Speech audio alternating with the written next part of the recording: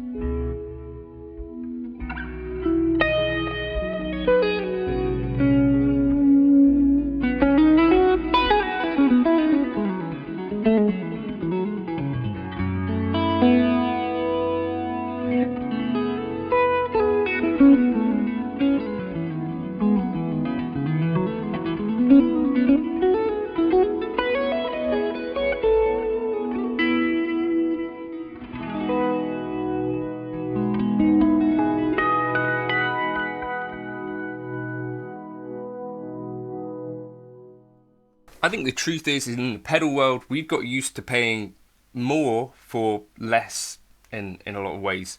And so something like the Line 6 HX Effects, which I think does so much more than almost any other thing that you might buy other than an HX Stomp. I think we probably, for me even, I don't even really consider this a lot of the time. And I'm not exactly sure why, but I dusted it off today. And I guess that the bit that you'd have to believe going into this is that Line 6 make decent enough algorithms, decent enough hardware. There are plenty of people out there. Tom Bukovac, for instance, has used a Line 6 M9 on his board for ages. Mark Lettieri, I think, still has an M5. Tim Pierce has used an M5. Of course, we've all seen people using the DL4, including our man, The Edge, of course. A Radiohead as well, I think. Loads of Minus the Bear.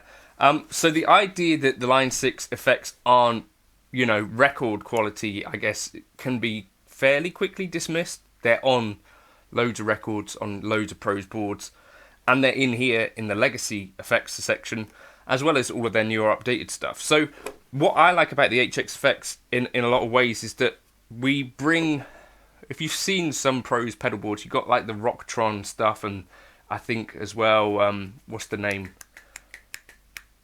The Bradshaw kind of rigs, where behind the scenes they've got a massive rack of stuff going on, and then up front they kind of just have a board, some of which, the really posh ones, have some really nice scribble strips and stuff. I think scribble strips are actually, for me, one of the best things I've ever used live, or like that enhance the experience live, because basically you can see what is underneath each foot pedal, and especially on a powerful unit like this, where you could have different pedal boards per song, or several pedal boards in the form of presets. I actually really think it's underrated. I'm not sure if any of you watching this have used an HX Effects live or not. I think one area of concern for people with some of this digital stuff is like analog to digital conversions and trying to preserve the signal in front of your amp, and that's valid. But at the same time, we see lots of boards where you might even have 3 conversions if you've got the Strymon Trinity. You've got the Mobius, you've got the Timeline, you've got the Big Sky. You've got 3 ADA conversions there, although there is a bunch of dry signal passing through as well. I don't think this has an analog drive through, but you could use it in a switcher. But yeah, I think Tom Quayle is one of the guys that I know use one of these live. I think Rob Harris from Jamiroquai has one. I'm not sure if he uses it on his board. But I think it's a really powerful little thing. Not only that, I've tried to do videos, kind of even my own relatively modest pedal board, which has like 4 pedals on it and an HX Stomp. Of course, the HX Stomp itself is more expensive than this, but even for the very basics, I've got like an Angry Driver, I've got a Keeley Tone workstation which has a compressor, Tube Screamer and Blues Breaker, and I've got Keith from 5-Watt World, I've got his bus pedal on there, which is like a Blues Breaker and a Dumble type thing, and my HX Stomp does delays. Even that comes to over £1,000. I don't know, I feel like I could probably get more flexibility, possibly just as good tones, although, you might be of the opinion that the analog pedals are going to sound better. In my experience with a lot of the Line 6 stuff, when I really sit down and do some comparisons, like with the amp modeling stuff for sure, like with the Lone Star, the Mezzo Boogie Lone Star, I've done a bunch of pedal comparisons as well. I do find that the Helix stuff does actually hold up really well, and so for me personally, I feel like I could get over that hurdle. I know that's going to be a significant hurdle for other people as well, where you think, does this actually sound as good as my real stuff? So I think also reasonably there is a bunch of people that are going to try and make that jump and that maybe never will. But in any case, I feel like the HX Effects is priced so well, and particularly against something newer like the HX1, which is just one of these effects at a time. That HX1 was the kind of thing that made me think again about, if we think that thing has value, then this has way more value, basically. So there's a bunch of presets that I have made with HX Effects. There is a little folder for that. But in general, I'm using HX Stomp. But I do think this actually is my preferred form factor. On the gig, you're not necessarily going to be making too many adjustments, and in which case, having scribble strips and snapshots and all of this stuff under a switch, I think is actually preferable. A really neat and tidy design, I think, personally. There is an argument, I think, that more pedal manufacturers, certainly people in the multi-effects game, should be doing this sort of thing. I think we're seeing, or have been seeing, more multi-effects coming to market, whether it's things like the Meris LVX or the Mercury X. Keeley make a bunch of multi-effects now, essentially. And if that is the way forward, then I'd like to see a bit more of this sort of thing. Let me know your thoughts in the comments, and let me know what you think. I'll drop those two presets into the HX Effects folder. One is sort of like based on Eric Johnson-ish kind of settings for the lead stuff in front of my Matchless Lightning clone, and then the other is basically a freezing preset that you saw in the intro and looping. So you might get something out of that, you may not, but it's in the HX Effects folder. Cheers for stopping by, and would you want to see more companies doing stuff with scribble strips? I think the Tone Master Pro as well lately has started using scribble strips. Of course, Fractal use them, but I think it's a really good way to make more out of the real estate if you don't have a proper sort of screen. I don't find it as easy to edit on, but it is really, really good to use live. I found I used to do bass gigs with the HX Effects. Kind of enjoying about this is that I've got basically two presets here that I've been sort of going between. So in the outro, you're going to hear me playing through this preset, which is essentially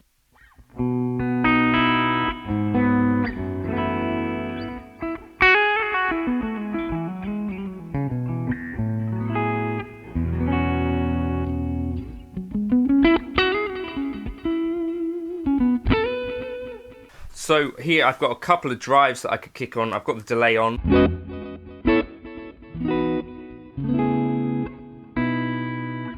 Okay, and then I've got a valve driver.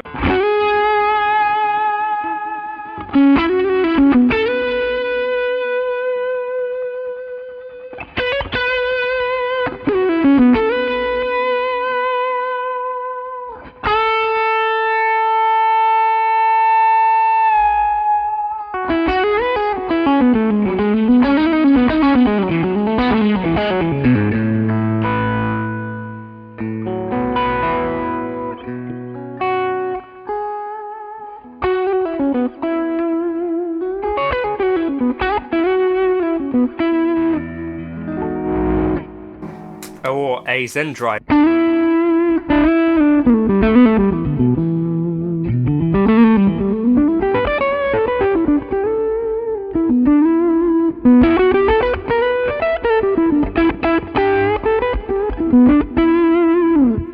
The two gain stages, I can turn the delay off.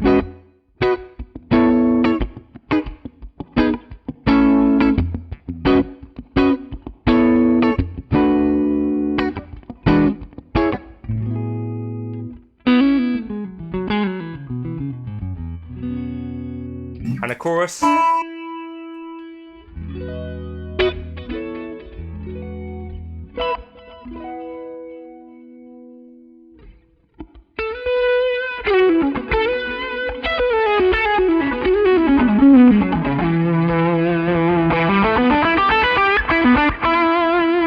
I can even stack the drives.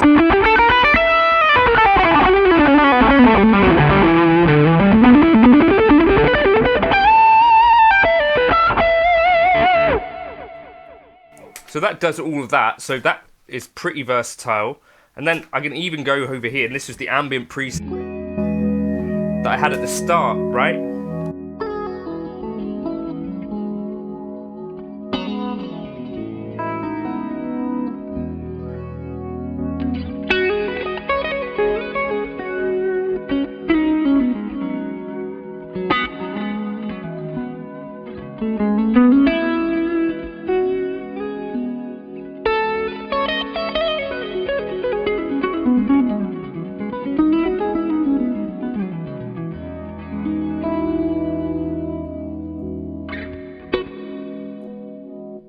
So, yeah, what I'm liking about that, I'm not even having to just rely on one preset. I can have multiple things going on